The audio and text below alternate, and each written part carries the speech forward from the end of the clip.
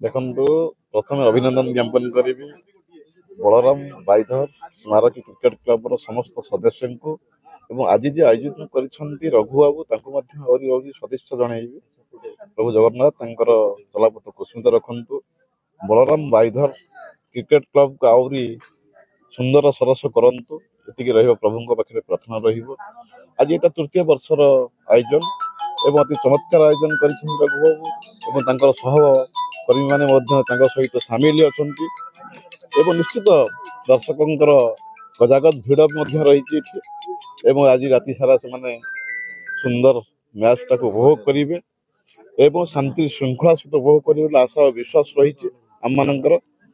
ନିଶ୍ଚିତ ଆମେ ବଳରାମ ବାଇଧର କ୍ରିକେଟ କ୍ଲବକୁ ଆହୁରି ସରସ ସୁନ୍ଦର କରିବା ପାଇଁ ପ୍ରତିଶ୍ରୁତି ଦେଲୁ ଏବଂ ଭଗବାନଙ୍କର ଯଦି ଥିବ ସହଯୋଗ ଥିବ, ଭଗବାନଙ୍କର ଯଦି ଆଶୀର୍ବାଦ ଥିବ, ନିଶ୍ଚିତ ଚତୁର୍ଥ ବର୍ଷ ପାଇଁ ଆମେ ସମସ୍ତେ ମିଶିକିରି ବଳରାମ ବାଇଧର କ୍ରିକେଟ କ୍ଲବକୁ ଆହୁରି ସୁନ୍ଦର ସରସ କରିବା ପାଇଁ ଆମେ ପ୍ରୟାସ ଜାରି ରଖିବୁ ଏବଂ ଆମେ ତାଙ୍କୁ ମଧ୍ୟ ପ୍ରୋଟେକ୍ସନ ଦଉଛୁ। ବଳରାମ ବାଇଧର କ୍ରିକେଟ କ୍ଲବର ସମସ୍ତ ବନ୍ଧୁମାନଙ୍କୁ ପ୍ରୋଟେକ୍ସନ ଦଉଛୁ। ଆମେ ତୁମ ସହିତ ଅଛୁ, ବର୍ତ୍ତମାନ ଆଗେଇ ଚାଲ। ଏବଂ ଅଂଶଗ୍ରହଣ କରିଛନ୍ତି ଖେଳରେ ଆଜିର କଣ କହିବେ? ଦେଖନ୍ତୁ, ଆମ ଦୁଇ ବନ୍ଧୁ, ପାରମ୍ପରିକ ବନ୍ଧୁ, ବିଷ୍ଣୁପୁର ଭର୍ସେସ କୁସୁପୁର, ଏମାନେ ତ ଅତି ସୁନ୍ଦର କ୍ରିକେଟ ଖେଳନ୍ତି ଆଗରୁ ମୁଁ ଜାଣିଛି, କିନ୍ତୁ ଆଜି ତ ରାତ୍ରିର ମ୍ୟାଚ୍ ଏବଂ ସେମାନଙ୍କୁ ମୁଁ ଏତିକି ରହିବ ମାନେ କହିବାର ଅର୍ଥ ରହିବ ଏତିକି ଯେ ବର୍ତ୍ତମାନ ଆପଣମାନଙ୍କ ଭିତରେ ବିଶୃଙ୍ଖଳା ସୃଷ୍ଟି ନ କରି ଆପଣମାନେ ଖେଳକୁ ଉପଭୋଗ କରନ୍ତୁ, ଖେଳ ମଧ୍ୟ ସୁନ୍ଦର ଭାବରେ ଖେଳନ୍ତୁ ଏବଂ ଦର୍ଶକଙ୍କୁ ମଧ୍ୟ ଖେଳର ତାତ୍ପର୍ଯ୍ୟ ସେ ବୁଝାନ୍ତୁ ଏବଂ ଖେଳର ମାନେ ମାର୍ଗଦର୍ଶନ ଦିଅନ୍ତୁ ଯେମିତି ଆସନ୍ତା ଚତୁର୍ଥ ବର୍ଷକୁ ଯେମିତି ସୁନ୍ଦର ହବ, ଆହୁରି ସୁନ୍ଦର ହବ, ଆହୁରି ମାତ୍ରାଧିକ ଦର୍ଶକ ଏଠି ଉପସ୍ଥିତ ରହିବେ। ସେଥିପାଇଁ ଆପଣମାନେ ଗୋଟେ ସନ୍ଦେଶ ଦିଅନ୍ତୁ ବୋଲି ମୋର ବାର୍ତ୍ତା ରହିବ ଦୁଇ ପ୍ଲେୟାରଙ୍କୁ ଏବଂ ଦୁଇ ଅମ୍ପାୟାରଙ୍କୁ ମଧ୍ୟ ବାର୍ତ୍ତା ରହିବ ଏବଂ ଦୁଇ କ୍ୟାପ୍ଟେନକୁ ମଧ୍ୟ ବାର୍ତ୍ତା ରହିବ। ଜୟ ଜଗନ୍ନାଥ। ଦେଖନ୍ତୁ, ପ୍ରଥମେ ଅଭିନନ୍ଦନ ଜ୍ଞାପନ କରିବି ବଳରାମ ବାଇଧର ସ୍ମାରକୀ କ୍ରିକେଟ କ୍ଲବର ସମସ୍ତ ସଦସ୍ୟଙ୍କୁ ଏବଂ ଆଜି ଯେ ଆୟୋଜିତ କରିଛନ୍ତି ରଘୁ ବାବୁ ତାଙ୍କୁ ମଧ୍ୟ ଆହୁରି ଆହୁରି ସଦିଚ୍ଛା ଜଣାଇବି। ପ୍ରଭୁ ଜଗନ୍ନାଥ ତାଙ୍କର ଚଲାପଥ କୁସୁମିତ ରଖନ୍ତୁ। ବଳରାମ ବାଇଧର କ୍ରିକେଟ କ୍ଲବକୁ ଆହୁରି ସୁନ୍ଦର ସରସ କରନ୍ତୁ, ଏତିକି ରହିବ ପ୍ରଭୁଙ୍କ ପାଖରେ ପ୍ରାର୍ଥନା ରହିବ।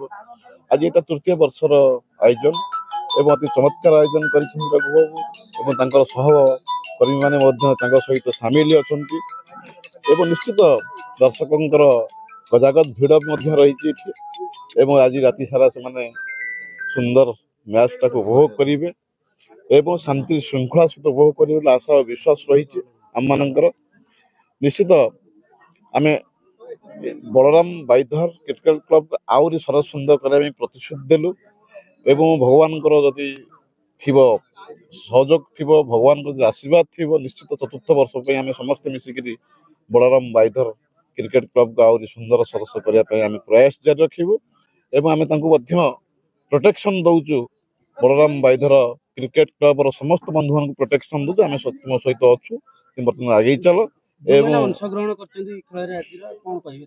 ଦେଖନ୍ତୁ, ଆମ ଦୁଇ ବନ୍ଧୁ, ପାରମ୍ପରିକ ବନ୍ଧୁ, ବିଷ୍ଣୁପୁର ଭର୍ସେସ କୁସୁପୁର, ଏମାନେ ତ ଅତି ସୁନ୍ଦର କ୍ରିକେଟ ଖେଳନ୍ତି ଆଗରୁ ମୁଁ ଜାଣିଛି, କିନ୍ତୁ ଆଜି ତ ରାତ୍ରିର ମ୍ୟାଚ୍ ଏବଂ ସେମାନଙ୍କୁ ମୁଁ ଏତିକି ରହିବ ମାନେ କହିବାର ଅର୍ଥ ରହିବ ଏତିକି ଯେ ବର୍ତ୍ତମାନ ଆପଣମାନଙ୍କ ଭିତରେ ବିଶୃଙ୍ଖଳା ସୃଷ୍ଟି ନ କରି ଆପଣମାନେ ଖେଳକୁ ଉପଭୋଗ କରନ୍ତୁ, ଖେଳ ମଧ୍ୟ ସୁନ୍ଦର ଭାବରେ ଖେଳନ୍ତୁ ଏବଂ ଦର୍ଶକଙ୍କୁ ମଧ୍ୟ ଖେଳର ତାତ୍ପର୍ଯ୍ୟ ସେ ବୁଝାନ୍ତୁ ଏବଂ ଖେଳର ମାନେ ମାର୍ଗଦର୍ଶନ ଦିଅନ୍ତୁ ଯେମିତି ଆସନ୍ତା ଚତୁର୍ଥ ବର୍ଷକୁ ଯେମିତି ସୁନ୍ଦର ହବ, ଆହୁରି ସୁନ୍ଦର ହବ, ଆହୁରି ମାତ୍ରାଧିକ ଦର୍ଶକ ଏଠି ଉପସ୍ଥିତ ରହିବେ। ସେଥିପାଇଁ ଆପଣମାନେ ଗୋଟେ ସନ୍ଦେଶ ଦିଅନ୍ତୁ ବୋଲି ମୋର ବାର୍ତ୍ତା ରହିବ ଦୁଇ ପ୍ଲେୟାରଙ୍କୁ ଏବଂ ଦୁଇ ଅମ୍ପାୟାରଙ୍କୁ ମଧ୍ୟ ବାର୍ତ୍ତା ରହିବ ଏବଂ ଦୁଇ କ୍ୟାପ୍ଟେନକୁ ମଧ୍ୟ ବାର୍ତ୍ତା ରହିବ।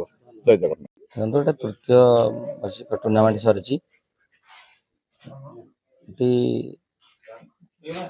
ହବା ନ ହବାର ଥିଲା ତୃତୀୟ ବାର୍ଷିକ ଟୁର୍ଣ୍ଣାମେଣ୍ଟଟି ବହୁତ ବିଶୃଙ୍ଖଳାକାରୀ ଆସିଥିଲା ନା ଟୁର୍ଣ୍ଣାମେଣ୍ଟ ହବ ନ ହବ ଏମିତି ଆମର ଥିଲା ନ ହବ, ଯାହା ହଉ ଶାନ୍ତି ଶୃଙ୍ଖଳାରେ ଆମର ଟୁର୍ଣ୍ଣାମେଣ୍ଟଟି ଆଜି ସରିଛି।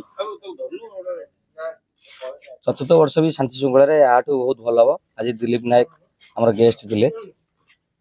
ଯେହେତୁ ଦିଲ୍ଲୀପ ନାୟକ ଆଜି ଆମ ସରକାର ଦଳରେ ନାହାନ୍ତି, ସେ ବି କହିଲେ ମୁଁ ଯଦି କିଛି ପଢ଼ିବା ପାଇଁ କିଛି ନ କରିପାରୁଛି ମୋ ନିଜ ପାଣ୍ଠିରୁ, ମୋ ନିଜ ପକେଟରୁ ମୁଁ ଏଇ ପଢ଼ିବା ପାଇଁ କିଛି ବି ଲକ୍ଷାଧିକ ଟଙ୍କା ଖର୍ଚ୍ଚ କରିବି, ପଢ଼ିଆ ଆସନ୍ତା ଚତୁର୍ଥ ବାର୍ଷିକ କେମିତି ହବ ମୁଁ ପୁଣି ଆସିବି, ନିଜ ପାଣ୍ଠିରୁ ଖର୍ଚ୍ଚ କରି ଭଳିଆ କହିକି ଏଠି ପଡ଼ିଆକୁ ଗଲେ ଶାନ୍ତି ଶୃଙ୍ଖଳା ଭାବରେ ଆଜି ଟୁର୍ଣ୍ଣାମେଣ୍ଟଟି ଆମର ସରିଛି।